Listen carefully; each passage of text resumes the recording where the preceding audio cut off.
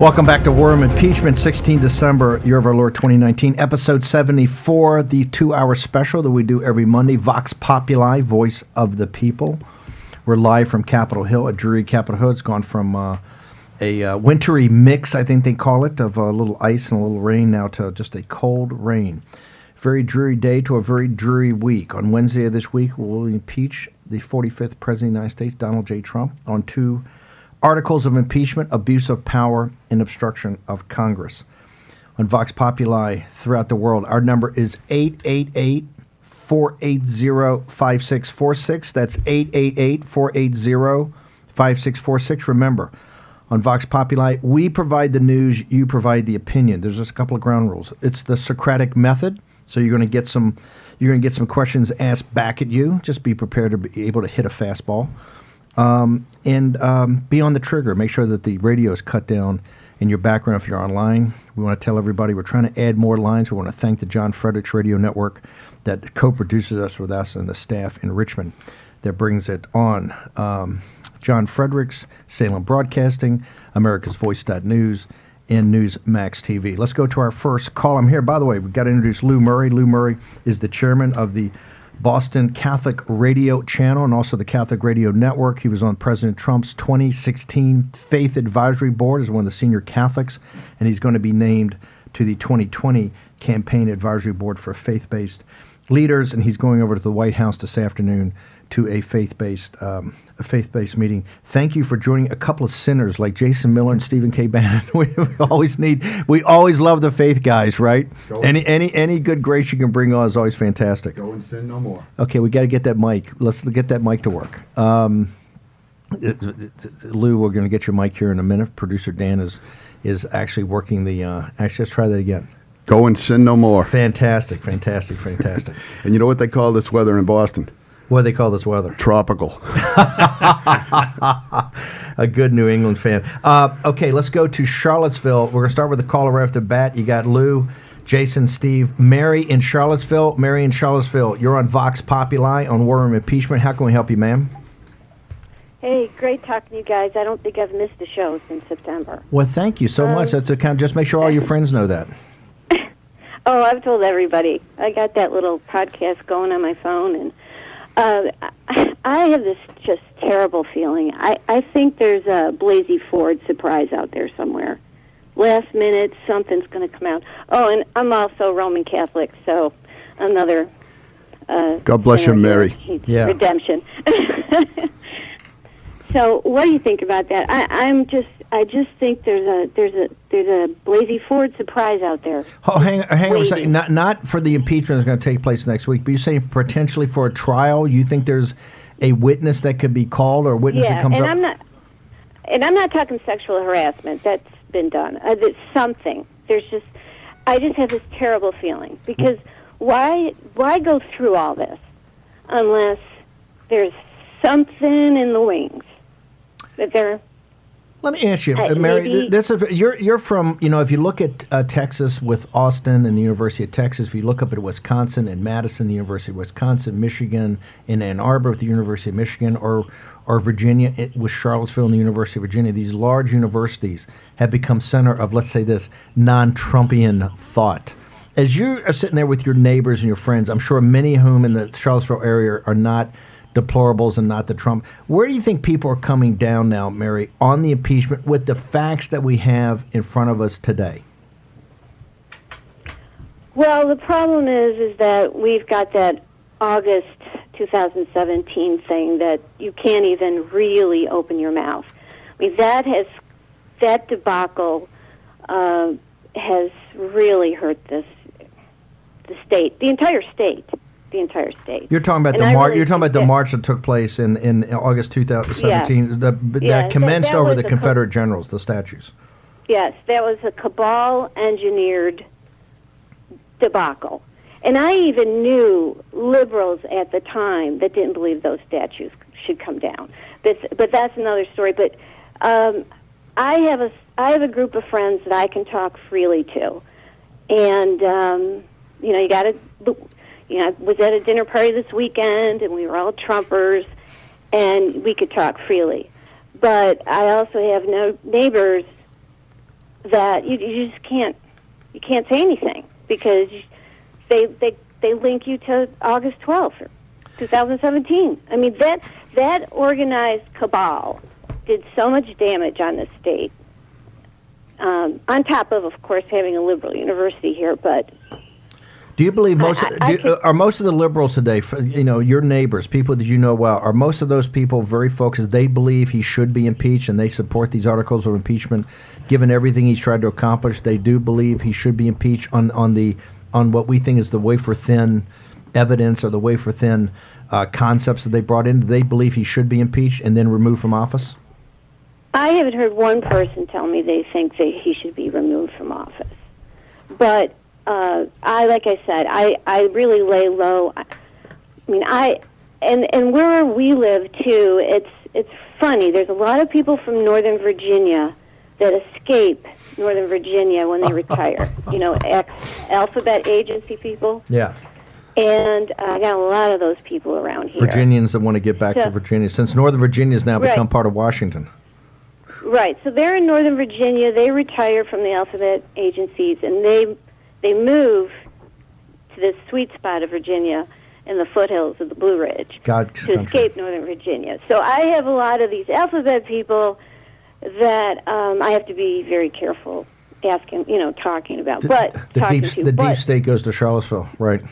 And I shouldn't laugh, but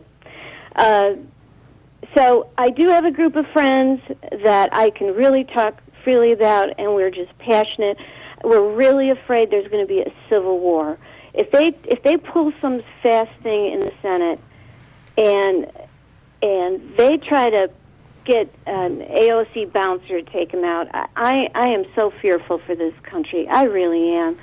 But then again, so I believe Graham has got to get this thing out of the Senate as fast as possible. So you don't want to. So we've got to bounce, but you don't want a full. When President Trump says, "I want to be exonerated, I want to be found innocent, I want witnesses, I want a full thing," you're a Trump supporter, and you don't believe that. You believe with Lindsey Graham, quick and dirty. Read some depositions. As soon as we got the votes, call the vote, and let's move on.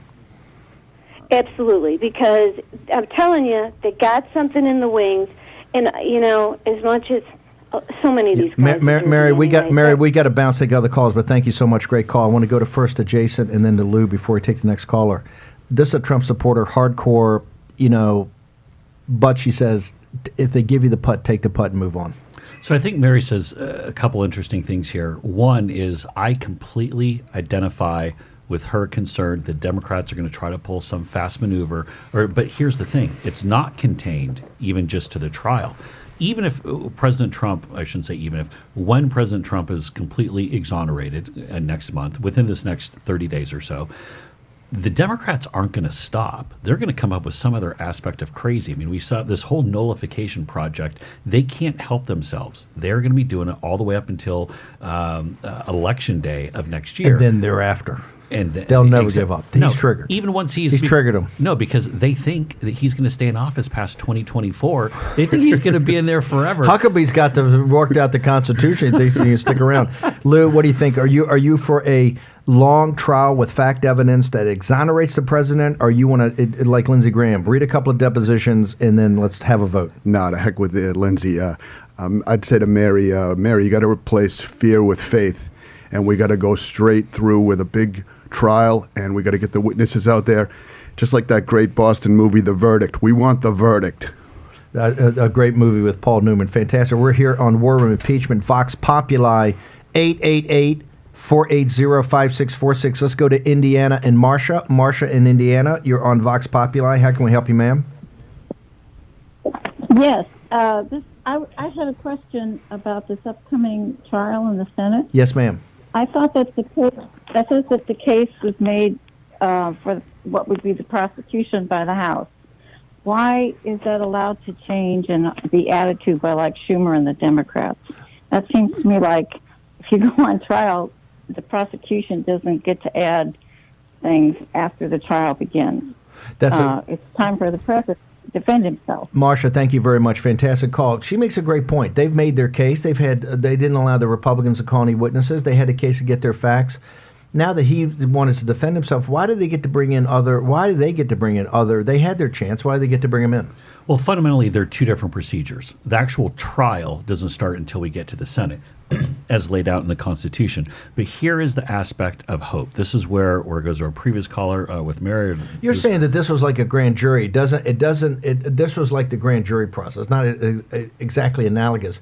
But if you have fact witnesses, you could still call them for the formal trial. Right, and in real trials, even as we go into the politically charged, they call it the trial going into the Senate here, if you were to bust out some witness late in the game and of like, hey, here's this new person who magically thinks to have, they saw something, the American public would see right through that. And don't forget, Democrats went to such depths to try to find anyone who would talk negatively on President Trump. They brought out those wacky professors. Remember Professor Palooza with Carlin and with Feldman and all those cats? They brought them all in, and they had nothing. They brought in the Jennifer Williams, the low-level Pence person. They've run out of all the people that they have. I heard in Marsha's voice the same thing that we heard that Mary actually said. You heard in her voice, I think, of fear of the deplorables and the Trump thing, that these guys are not, the Democrats and particularly the prosecution is not to be trusted. They got something up their sleeve. And that's what she's saying, hey, Schumer's coming out with these witnesses. What do they got that they're going to try to pull on Trump?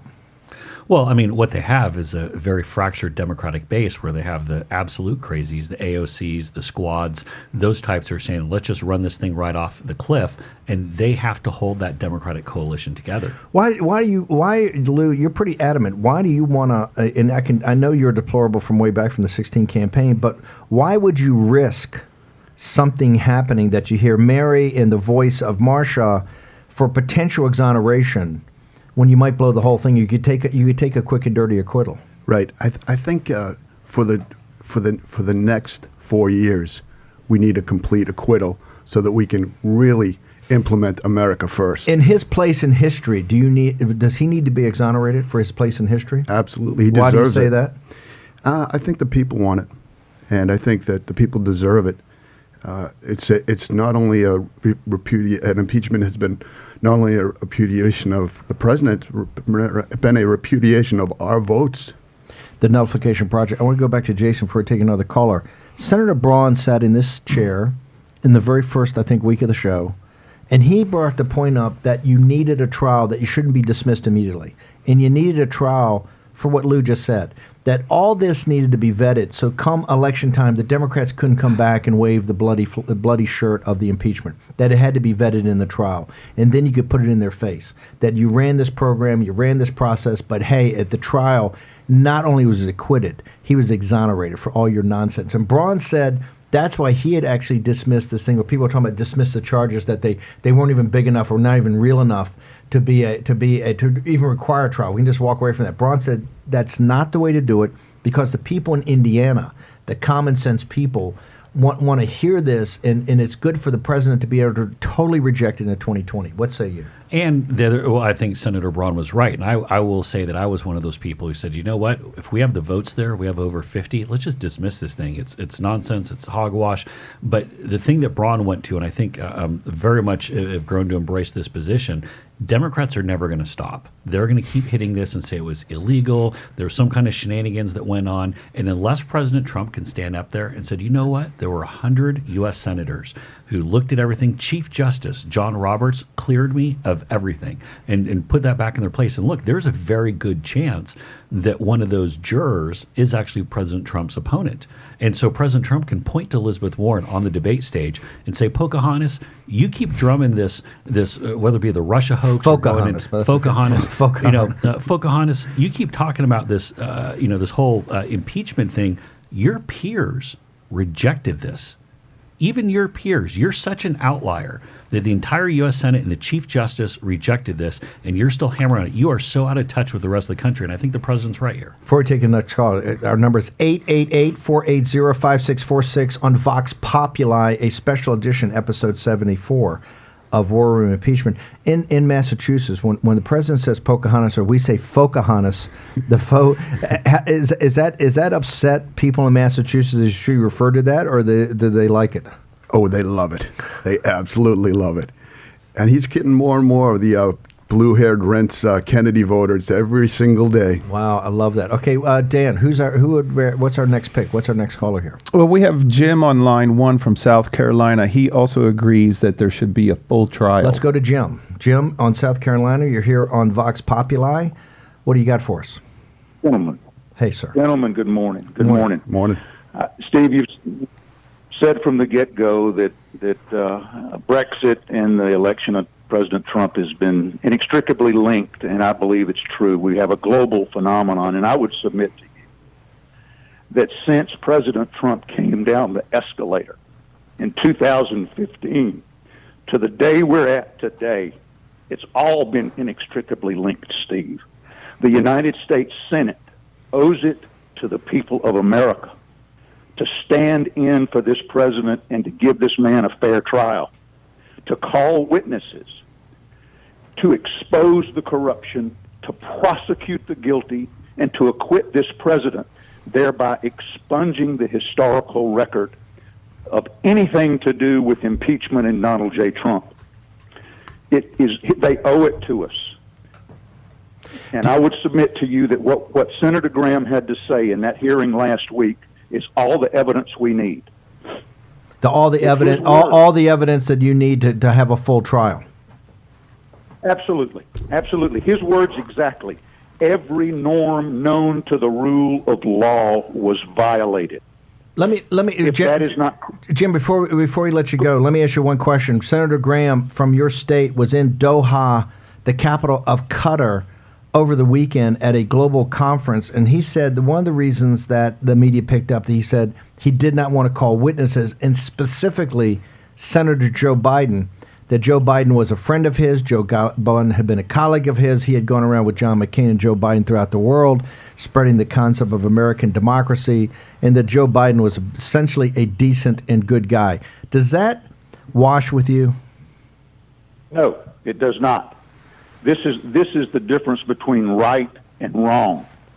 If Senator Graham is correct in him saying that every norm known to the rule of law has been violated, if there were indeed massive criminal conspiracies to defraud the FISA court, Steve Bannon, anybody amongst us would be under the jailhouse today if those charges were leveled to us.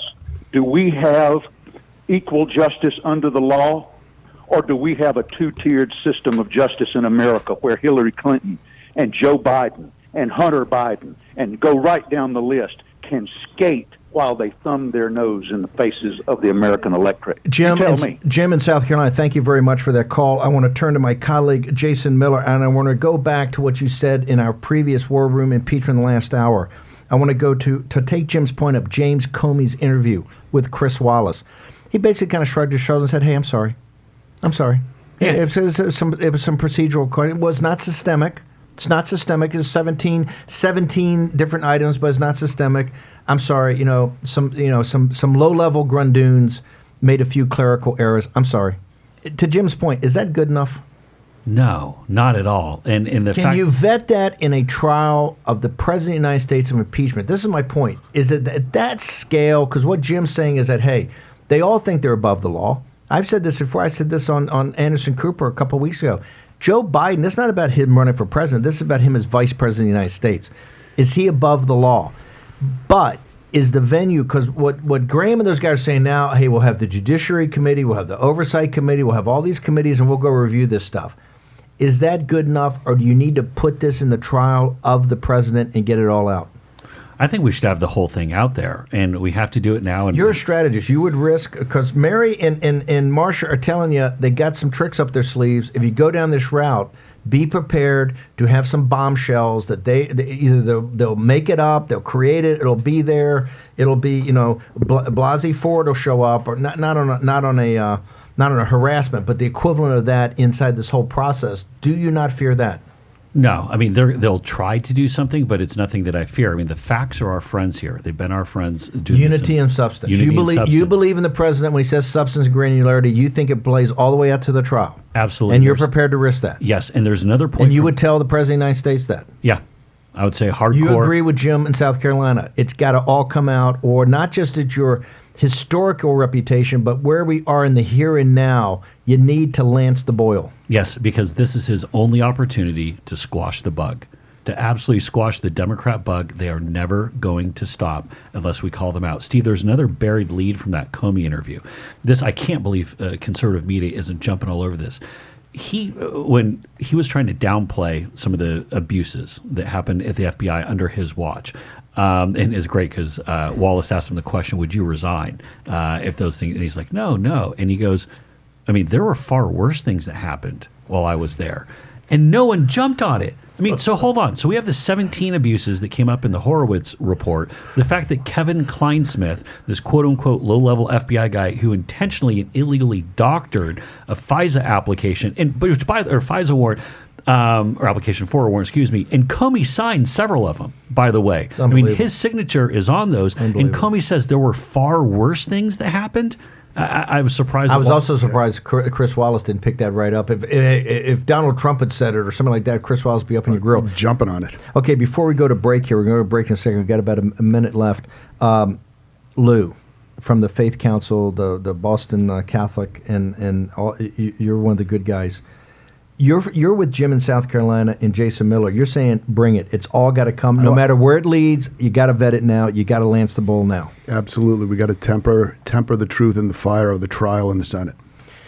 Stephen K. Bannon, you're on a special edition 74 of War Room Impeachment. This is Vox Populi. We're taking your calls throughout the world on every platform we're out there. Make sure you go to warroom.org. All the latest breaking news. 888-480-5646 is our number. That's 888-480-5646. Remember, it may take you a while to get on, and once you're on, please hold. We're going to try to get to all of your calls a day. Special 2-hour broadcast. Warroom.org is our website. It's on fire 24 hours a day. You can get all the assessment, all the analysis, all the stories, both from the left and the right, and all the buried leads. Jason Miller, Raheem Kassam, Stephen K. Bannon, joined by Lou Murray of the Boston Catholic Radio Network. We're going to take a short commercial break. We'll return with all of your calls throughout the world in a moment on War Room Impeachment, Vox Populi.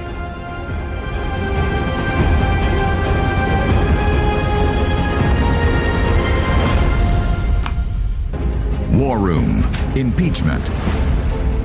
Here's your host, Stephen K. Bannon. Welcome back to War Room Impeachment, episode 74. This is a special Vox Populi, live from Capitol Hill, 16 December, year of our Lord, 2019. Our number is 888-480-5646.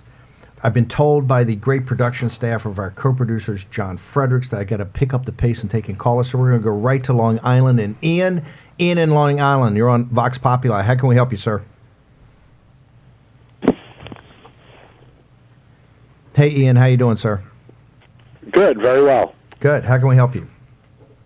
I was just calling as far as I was waiting for the call. Is this the War Room? Yes, you're on the War Room live globally. Oh, very good. Well, all right, 2 quick points. I think the fast acquittal, which will set a precedent going forward, that you're not going to have a partisan push it through the House ever, the rest of America, I pray, and have this go through in the Senate even to entertain it. As much as I would love to see Lindsey Graham, he was already on Maria Bartiromo saying, I'm not calling Schiff, and I don't trust Richard Burr, Collins, Murkowski, I can go on and on, Romney. I don't trust the Schumers. I don't trust they're not going to bring somebody in to lie like they did with Avenatti or Ford, de Blasio Ford. I don't trust those type of people. Those people are twisted. So they can take this to their advantage, I think. So if they're not going to play hard, Lindsey Graham and the Senate, which I would love to see them do, but nothing's been fair to President Trump with the Russia investigation with Richard Burr. Why am I to think anything will change? Okay, hang on for a second. Hang on for a second. Before we let you go, I just want to make sure I'm clear. It's when you say the trusting, you're talking about Republicans. You don't trust Romney. You don't trust Collins. You don't trust Burr. It's these Republicans, establishment types that makes you jiggy, that you don't trust anybody, right? You're saying, hey, take the putt. If they're going to give you the putt, take the quick acquittal. You'd love to have a long trial and exoneration, but if they're giving you acquittal, take it and move on.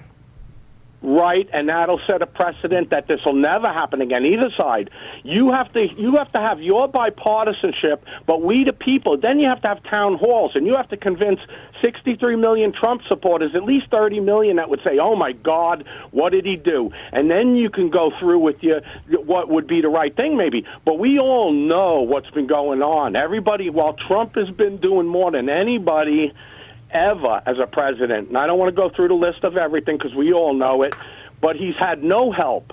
So the USMCA, don't think that you're doing nothing great, Nancy Pelosi, because you were for NAFTA. All you Democrats were dead set against the USMCA. So don't sit there like it's a great thing and you made it so great because you loved NAFTA. You love jobs leaving America and leaving Americans to go on food stamps, which Barack was very good at. Ian, thank you so much. Fantastic call. We got to roll through callers. But Ian, fantastic. I want to go to Lou.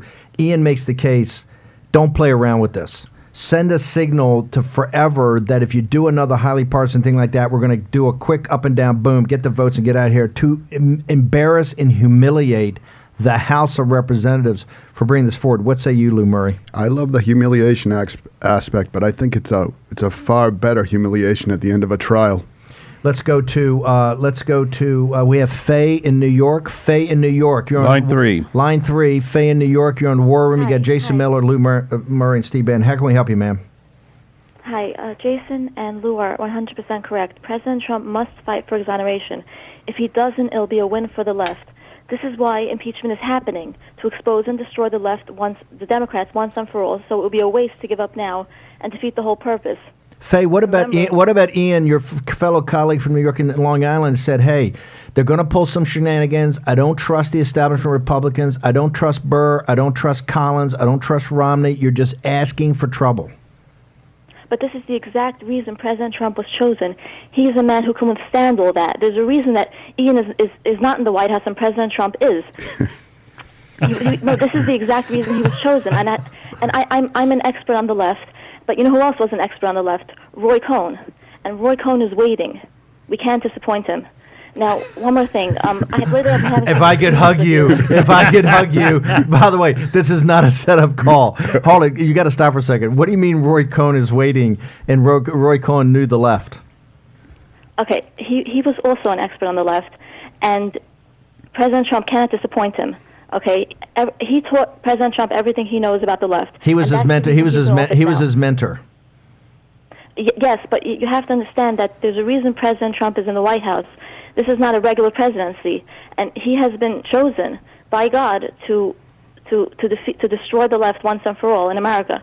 So in the past, I've heard you call President Trump an imperfect instrument, and I don't agree with this. I think President Trump is the perfect instrument because everyone is very familiar with late-stage communism, former Soviet Union, North Korea, and so on. But what we're experiencing here in America is the beginning stages of communism: censorship, political correctness, forced apologies. So infiltration of the universities. Not by his wife, not by his advisors, and most importantly, not by the leftist media. When President Trump tweets out at 2 in the morning and everyone is laughing, he sends a message to Western Europe that freedom of speech still lives, and it lives on in America, in the most powerful office in the land. So Faye, if you hang on for a second, thank you. If you hang on for a second, though, I want my producer to make sure that we get. What's our email, Dan? It's fight@warroom.org. Fight@warroom.org. Faye, we want to hear more from you because we probably want to get a piece about you or with you up on the site. It's very important. The fight against cultural Marxism and communism and Roy Cohn. By the way, and Faye is also going to get a special invitation to the Christmas party at the White House. Faye, you were on fire. Okay, but to her point, this battle against cultural Marxism, and we just saw in the United Kingdom this toxic mix of cultural Marxism, socialism, and anti-Semitism went down to a crushing defeat by working class people that have been labor voters forever, just like President Trump won with blue-collar Democrats in Michigan, Wisconsin, and Pennsylvania. Lou, do you believe President Trump is an instrument and do you believe divine providence put him here to take on communism? Well, I think divine providence has a hand in the United States of America, so to that extent, yes. And certainly he's been, What do you say to people? What do you just say to defend Faye and others that the left is going to, because everybody listens to the show, they're going to sit there and go, okay, now they got the real wingnuts in. They got, basically you and Faye are the version of the American Taliban. That you believe that that we're all divinely inspired. Look, I've said many times, President Trump, this was divine providence. I talked to Jeff Sessions about that because I was there. When you win the 79,000 votes, you draw an inside straight. Somebody, God was the dealer, right? That's right. But why do you say that? When people say you're American Taliban, that you guys are the kookiest of the wingnuts, are Faye of New York in lieu of Boston? That's a joke. I mean, we in a broad sense, we're deists like the founders. I mean, we grew up saying the Pledge of Allegiance in our classrooms, and Faye and I probably both hearts beat a little bit faster when we said one nation under God. But to the extent that we were saved from the debacle and anti-Americanism of a Clinton presidency, yes, it was an answer to a prayer. Let's go to, by the way, I want to make sure we get Faye to email us in, or the producer to get it. And when I say that President Trump's an imperfect instrument, I mean, like, I'm an imperfect instrument. We all are. We believe in the Judeo-Christian West, which is the fall of man and man's ultimate salvation. Let's go to New Hampshire in Sean. Sean in New Hampshire, you got Jason, Lou, and Steve here on Vox Populi. Our number is 888-480-5646. Sean in New Hampshire, how can we help you, sir? Hey, Steve, how are you? I'm doing fine, sir. How you doing? So there's something about this impeachment ordeal that has caught me from the beginning. And that was Nancy Pelosi had held them off. Ukraine happened, and before she knew the details, she wanted to impeach. So that made me look into Ukraine. And I think it has to do with the 2014 Maidan coup. And not wanting to find all of the corruption, the money, and everything else that went on inside of Ukraine during the Obama administration. Her son even works for a gas company in Ukraine, and we've given them billions of dollars in tax dollars to go towards their energy sector in Ukraine. It seems like a let me just get this. Let me get this right, because Raheem is not here today. He's out on assignment, but he's at Breitbart. We had him over there reporting on the Maidan coup. You're saying in your point, I'm gonna get to my two co-hosts here in a second, but you're saying your point is that, hey, something happened to Nancy Pelosi. She had fought off the squad. She had fought off and she fought them off after the Mueller investigation, where they all wanted to bring charges of obstruction of justice. She fought that off. And this thing is such thin gruel that it has to be deeper than that. Is that what you're saying? There has to be something else there than just President Trump's phone conversation with Zelensky. Absolutely. And I think it was... Go ahead. No, and you're saying it's a new piece. You're saying one of the things we've been talking about, it has nothing to do with the 2016 election. This goes deeper. This goes into Biden's vice presidency. This goes into what Obama was doing. This goes into the State Department. This goes into the national security apparatus, and the whole deal of how that government came down in the beginning, who was involved in Brussels, who was involved in Washington, and who made money, where money went. Yes, and specifically, it's called Civil Society 2.0, run out of the State Department, started in 2011 by Hillary Clinton, and there's documentation and video evidence of them teaching people how to start online revolutions in places like Egypt, Libya, Syria, Ukraine, Chile, and where else do you see see all these governments come down? Sean, that's what the show I just did for John Frederick. Okay, Sean in New Hampshire. Our email is fight@warroom.org. We need you to email us. We want to make sure we talk to you about this in detail. Sean in New Hampshire, thank you very much. I want to turn to before we take another caller. Is this, when you're Mitch McConnell and you hear this, and you hear what the true Trump followers and believers are saying, hey, something's rotten in Denmark or in the Ukraine. And it's not just about the server. This is about, and you look at the Washington Post thing on Afghanistan, and you see all the lies and misrepresentation told by the permanent political class over 18 years, $2 trillion. And that in a trial, this is what we want to come out. Is it practical to do that, given that we're on the 16th of December, the trial's supposed to start on the 7th of January? is it practical for the people that are the hardcores and want to get to the truth? Is it even practical to do that when you're talking about the level of detail that people are bringing stuff up from the IG report, from Comey, from everything? Is it even practical? Absolutely, because number one, Man, you're hardcore. The truth is on Miller, our this side. is you. You have been a movement conservative for so long. I forget. This is the true Jason Miller. I thought you'd gone corporate on me. No. I mean, you're hardcore. I look good, but that's I clean up well. But here's the reality: is that the facts are on our side, the truth is on our side, and so our folks are ready to go. We'll be ready. The folks are going. That's what I love right now. They're lined up and they are ready. Yes, and they want to get down to it. You know who's at a disadvantage? The folks who are curled up in the fetal position, like Hunter Biden, or you see Joe Biden. Which, by the way, there's some great YouTube videos of Joe getting heckled at his own campaign events over the weekend. Some really. We'll have those on warroom.org. We'll have those on. And you want to know who's really worried about this? The whistleblower. The whistleblower who launched this nonsense in the first place hasn't had to put his name or his face. The fact that he wasn't even on the call, he has to be brought forward. As the New York Post said, he was on the top of my list. There was a list that we put together, but he was near the top of the list. That guys that had to go in March and April of 2017.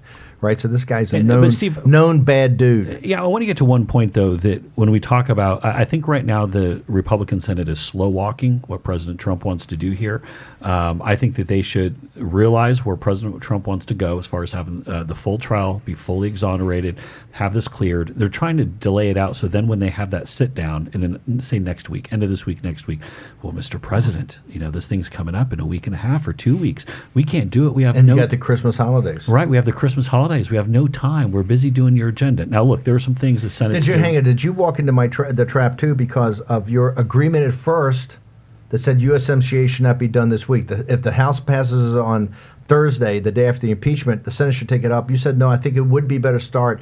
Now we've seen that it's bracketed. It's on the other side of the impeachment. Is that to box in? Is that to box in how long the impeachment can go for, so you can have the trial you want? I think it's partially that, but I think also fundamentally Republicans in the Senate want to change NAFTA. I think they're throwing a little bit of a hissy fit that they feel that they weren't invited to certain aspects. I mean, when you look, the only person who's had any sort of policy disagreement about this has been Pat Toomey from Pennsylvania regarding USMCA. Everyone else is just whining and saying, well, we weren't invited to some aspect of the negotiating process, and you guys may have had a reception that we didn't get invited to, or there were some great crumpets that were on display. But the fact, when they said that they might have this right when we come back from Christmas, I was like, you know what? I don't have a problem with that. I mean, come right back, explode out with a huge win, have the Rose Garden ceremony, and then start the trial the next day, right after President Trump had this big, massive win. The juxtaposition, I think, would be great. But now to say, hey, we're not going to do anything else until the end. I think you're right, Steve. I think it's trying to bookend and try to box in how long this can go by dangling out the USMCA success. Yeah, Sean, great call from Kyle, Hampshire. I'm a Nashua boy myself. I went to Bishop Girton High School. Go Cardinals! And I think that a date that's probably in Sean's mind with regard to boxing and the president is the February 11th primary in New Hampshire. Yeah, February 11th, where the Democrats a week after Iowa, they've got to go. Let's go to Los Angeles in Jonathan. Jonathan in Los Angeles. You've got Jason, Lou, and Steve here on Vox Populi. Our number is 888-480-5646. Jonathan in Los Angeles, how can we help you, sir?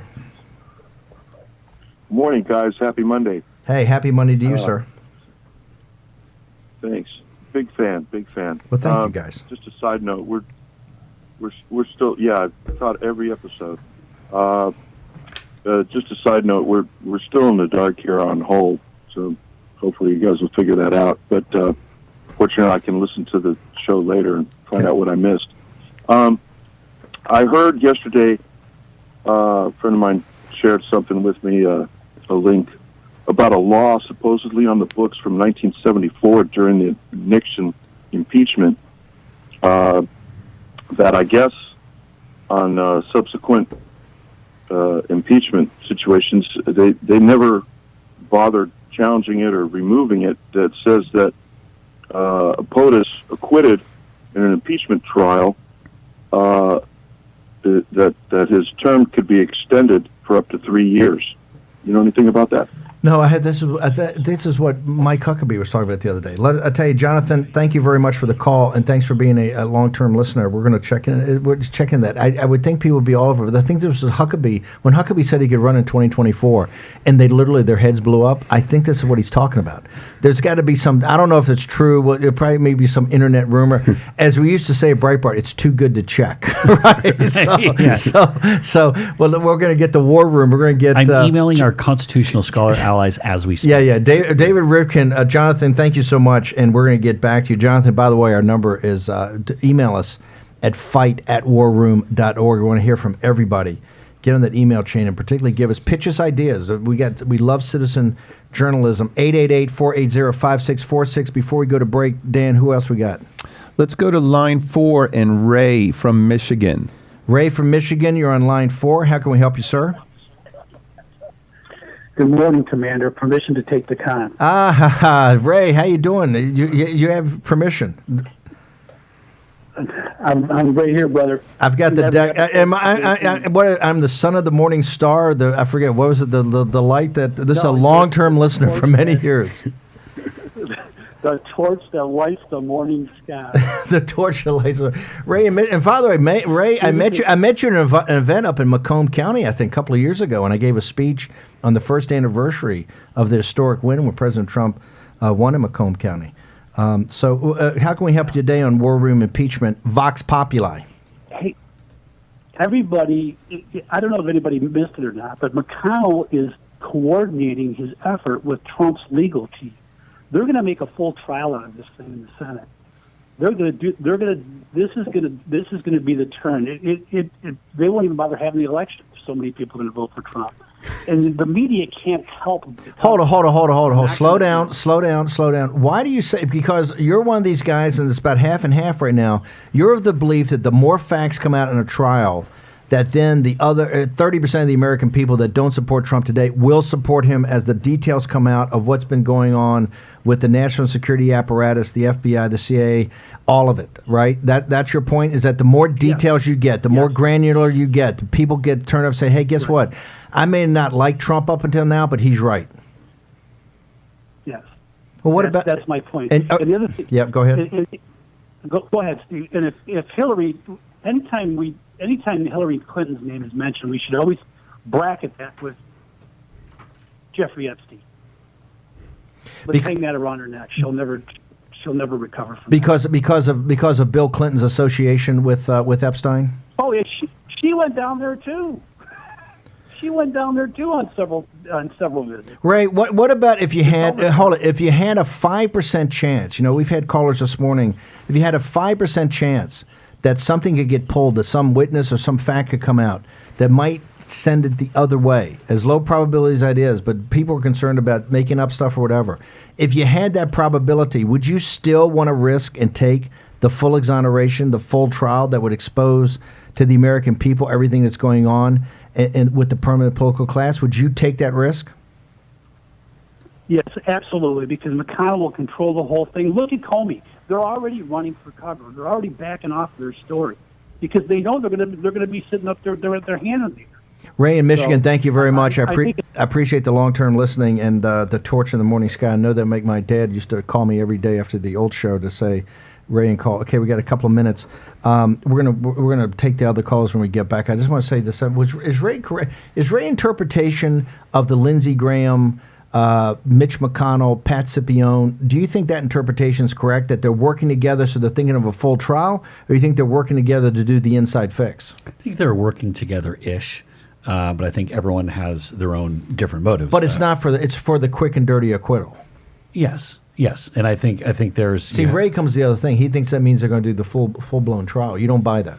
No, not at all. Because they've been so definitive in their statements that they want to get this done. Moving USMCA to the backside is a way to box this in. You look at every evidentiary piece of information that's out there, and it says that the senators want this done in Senate leadership, I should say. We're going to take a quick break, but real quickly, if there's a 5% chance that something would come up in the trial that would make it worse, but in 95% chance you expose it more and bring 25% of the American people to a side, what would you take, Lou? I would take the trial. You're still for the trial? Every single time, yeah. And you think the deplorables are for the trial, by and large? Oh, by and large. But every trial attorney in America has that 5% chance in every trial or more. And they have the hearts of the lions. That's why they go into the trial. Business. Okay, we're going to take episode 74. We're going to return after a short commercial break. 888-480-5646. If you're holding, please hold through the break. We're going to get to you momentarily. Go to warroom.org, our 24-hour-a-day news site. Make sure you download the podcast. Everything is free on War Room Impeachment, episode 74. Back in a moment. Bannon, Miller, Kassam. War Room Impeachment. On the John Fredericks Radio Network. Welcome back to War Room Impeachment, 16 December, year of our Lord 2019. Add Lou Murray to that list. He's now in studio from the Faith Initiative of the Trump Advisory Committee. He'll be over at the White House this afternoon. We're episode 74, War Room Impeachment, John Fredericks Radio Network, Salem Broadcast Radio Network, America's Voice.news, Newsmax TV. This is a special edition, Vox Populi, 888-480-5646. Let's go to Colorado. And Kelly in Colorado, how can we help you today? Hello. Hi, Kelly. How you doing? Good, thanks. So the world's listening. So tell me, how can we help you today? Don't want to put any pressure on you. So this is my first time ever to call into a radio station. I am a lifelong Democrat, and I am so horrified by how the Dems have been handling everything. Right from the Bernie Sanders primary back in 2016 through the last 2 years of just this nonstop lying, smearing of the president. The only thing they cheer for him about is when he bombed Syria, and then suddenly the Dems and the establishment are supportive of him, but yet he's a danger to our country. It just doesn't make any sense. Do you believe you're a lifelong Democrat? I come from a Democrat family too, Kennedy Democrats, or really Roosevelt Democrats, as my dad would say. That's when my dad was a Roosevelt. So I come from a blue-collar Democrat family. But when you hear Jerry Nadler and Adam Schiff and these people that are Democrats represent you sitting there say that we have to move this quickly, we have to go before Congress, because Donald J. Trump is a clear and present danger to the nation. Do you buy that? Right, but they'll up his war budget, they'll renew the Patriot Act, they'll give him all these powers, but yet he's a threat that we have to throw out. None of it makes sense. I mean, it's just illogical, and all of their arguments are hearsay. And how can that be put forward? I mean, I will end up supporting Trump because I don't think Tulsi will make it anywhere. But how, even if by some miracle Tulsi was able to make it forward, the establishment would crush her. They would never allow her to scale back the wars.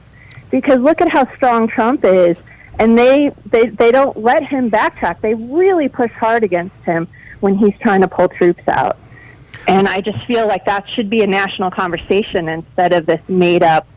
Kelly, here's what I don't get, and maybe you can help the nation understand this. Why is it that when you cut on Morning Joe in the morning, you've got Mika and Joe's no longer a Republican. Mika's obviously a lifelong Democrat, and you've got all of the geniuses up there: David Ignatius, Richard Haas, Admiral Stavridis, all these guys they bring in all the time, and it's the perpetual war machine. And yet you've got Trump, who's a right-wing militarist, who's trying to say, hey, I think we ought to be in fewer countries. I think we ought to be bombing fewer people.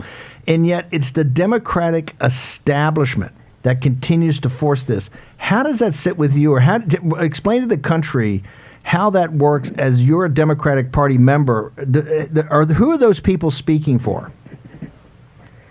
Well, that's the thing. I don't understand how these polls come out with 50% of the country sort of supporting that. I feel like people are just getting brainwashed because the left, you've got Alan Dershowitz out there, who I was never a big fan of, but at least he's never changed his position.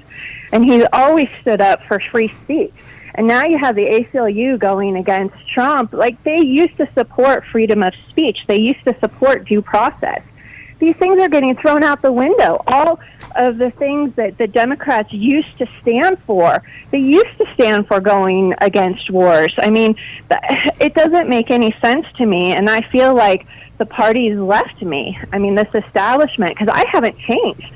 But what I do feel like is if we don't get a handle on some of this war spending and start reinvesting in our own country, and if we don't get a handle on immigration, then all my ideas of health care and all that stuff will never happen. The Washington Post has an expose of the Afghanistan papers, like the Pentagon papers. $2 trillion in 18 years. A Republican and Democratic administration, $2 trillion, 2,400 young men and women dead, tens of thousands wounded, families destroyed because of multiple deployments, Afghanistan essentially destroyed because of this. And it's essentially, every day it's published, but you never hear about this in the Democratic primary. You never hear about it from No, it's not getting covered. Except for Tulsi when she tries to speak up for the 30 seconds before they cut her off. Do you believe when Hillary Clinton said that Tulsi's a Russian asset? How does that sit with you? Oh my goodness, it's horrible. I mean, and she's allowed to get away with it. I mean, I have my lefty journalists that I've been huge fans of: Glenn Greenwald, Matt Taibbi, Michael Tracy, Aaron Mate. They're allowed to go on Tucker Carlson, who I'm now a huge fan of, because he'll let them speak.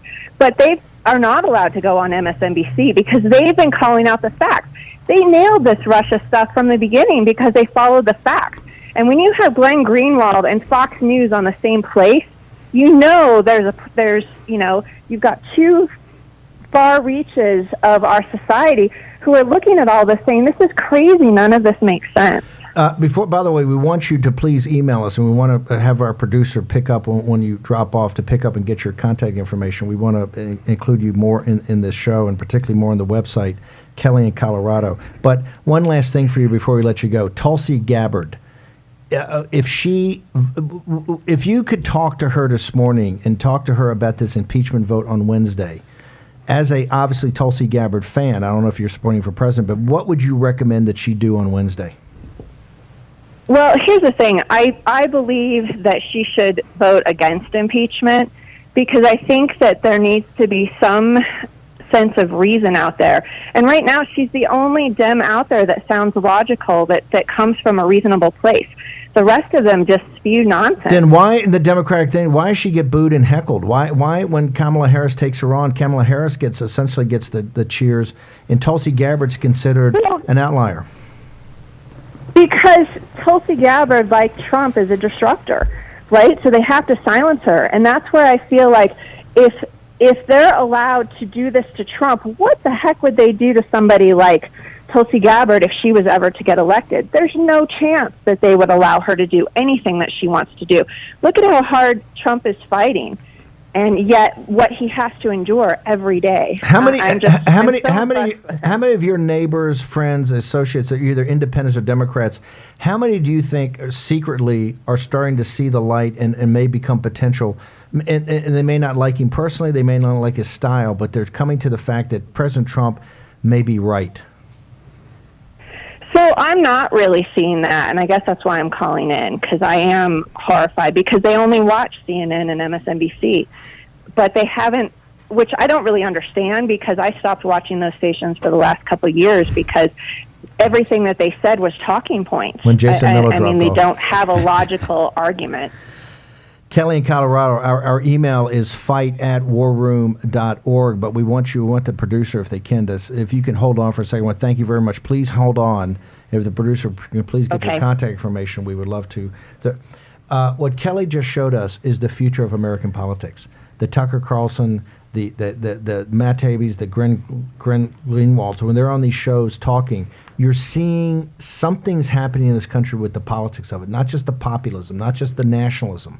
Right? You saw her, she wanted to get into talk about immigration. That's what we'd love to have her show another time. See that. It's the woman it's Ward 18, lifetime school teacher, member of the NEA, union member of the NEA Teachers Union, sitting there going, hey, Trump's right. You're seeing something's happening here. There's a shift. The mainstream media missed it in 2016. You and I saw it early on. You see something's happening. You see it in the Brexit vote. You see it in those Labor voters and if you look at the focus groups, they said, yeah, we don't like Corbyn, but it's not about his personality. It's about how he's going to pay for this, and we as working class people are going to get stuck with the bill. Yeah, absolutely. Kelly, you went from first time caller to Hall of Fame. That was awesome. Or they say in Boston, wicked good. But I would just say, like, Kelly tapped into something there. She started to get into illegal immigration, and I would add Michelle Malkin to that list of America Firsters that you just mentioned, Steve. But you know, she talked about the ACLU, and you have these state ACLU divisions, and they're going to war not for civil rights, but to protect illegal immigrants. And I think a lot of old-time Democrats are saying, wait a minute, you know, these speakers are being banned from the public square, and you're worrying about trying to get more people into my already overcrowded school in Ward 18. And my son is addicted to fentanyl with the same transnational gangs that are infiltrating the classrooms. What do you think about Kelly? No, I mean, look, if Kelly had called up and said she lived in Pennsylvania or Wisconsin or Michigan, it wouldn't have surprised me one bit, because these are the types of former Democrats who are looking around at the party and saying, you know what? It's a rejection of the party politics that we're seeing. And President Trump, these are the types of Democrats President Trump was able to, whose votes that he was able to earn, because it's people who said, you know what? I want someone who smashes the mold, who's not trapped in these typical party construct, and that's why it's so great to hear her call. You know, I did this for years, took calls at the KBC in LA when I had the show there, and then the Sirius XM when I had the show there.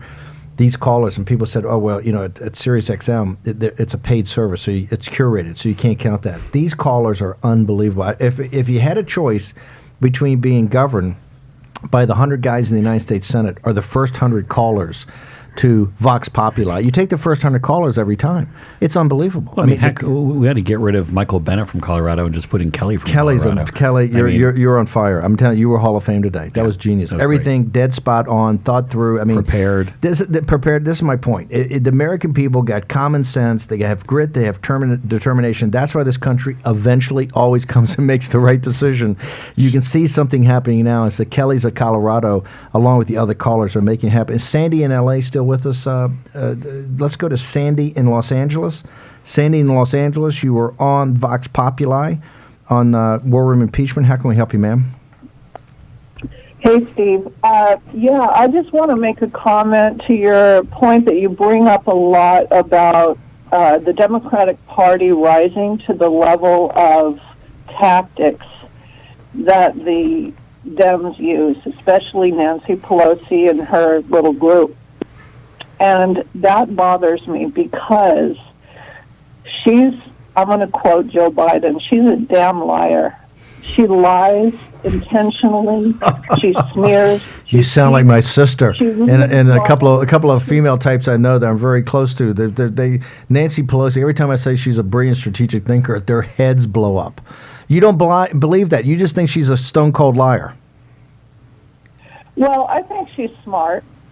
But she crosses lines that I don't want good people to cross. Give me the lines. Be specific. Give us the lines that you think, Sandy in L.A., that Nancy Pelosi's crossed that you're not comfortable with. Okay. Well, just the one that comes to mind because I'm kind of nervous right now. Okay. Don't be nervous. You're among friends globally. Well, okay. No pressure. No pressure. The thing that really steamed me, which I hate it when people do this, is like use religion and to make themselves look virtuous. And okay, like my mind is draining right now. But you're saying when James Rosen last week asked her the question, do you hate the president? And she fired back and says, I don't hate anybody because I'm raised as a Roman Catholic. I'm an observant Roman Catholic. I got Lou here who's trying to save Jason Miller and myself who are fallen. That you're saying that crossed the line when she used her religion to browbeat James Rosen. Absolutely. And she does hate the president. Why do you say she hates it? Hang over a second. Why do you say you didn't think James Rosen was out of line by saying she hates the president? Why do you point to something? No. Point to something that shows me where Nancy Pelosi hates the president of the United States.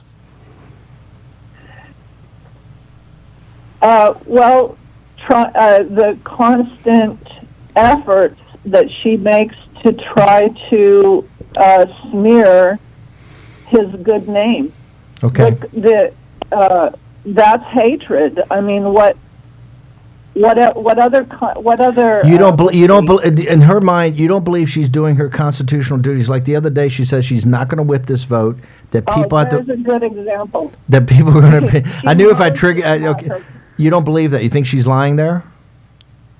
I think she's totally lying. I think she's making it up. I mean, I don't see the Republicans.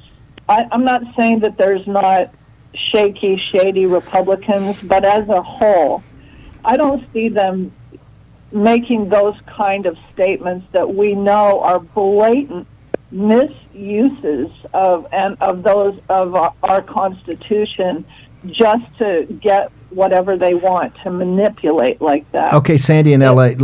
Sandy, you've done an amazing job, by the way, for a first-time caller. I throw fastballs, but you've hit every one. But let me ask you one last question for leaving. I got to talk to Lou and Jason about your comments.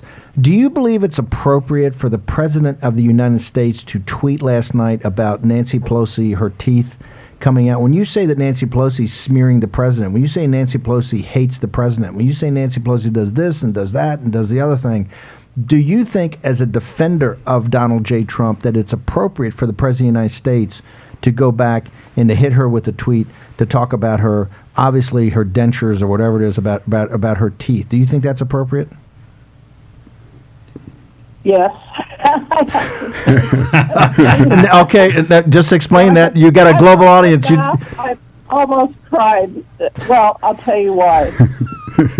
Because he's not lying. He's not using the good Constitution or Jesus and using their name or their intention as a manipulation. He's just flat out calling her out, right?